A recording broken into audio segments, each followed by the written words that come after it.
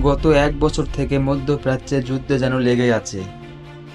আর এই যুদ্ধে বিশেষ করে ইসরায়েল, গাজা, ইরান, লেবানন সবকিছু মিলে যেন একটি ভয়ঙ্কর রূপ ধারণ করেছে।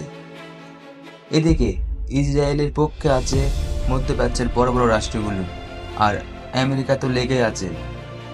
এরই মধ্যে জার্মানের প্রধানমন্ত্রী যে একটি কথা বলেছে তা মাথা নষ্ট করা, এটি যেন মরার উপর খাড়ার ঘা। জার্মানে বসবাসরত যে কোনো নাগরিক ফিলিস্তিনের পক্ষে কথা বলতে পারবে না। শুধু কথা কেন, মিছিল মিটিং কোনো কিছু করতে পারবে না, সেটি নিষেধ করে দেওয়া হয়েছে।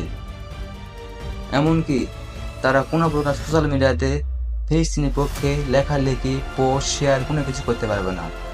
যে ব্যক্তি করবে ফিলিস্তিনের পক্ষে তার তো সাজা হবে, তার তো নাগরিকত্ব বাতিল হবে। পাশাপাশি যে এই পোস্টগুলোকে শেয়ার করবে, লাইক করবে, কমেন্ট করবে, তাদেরও একই অবস্থা হবে।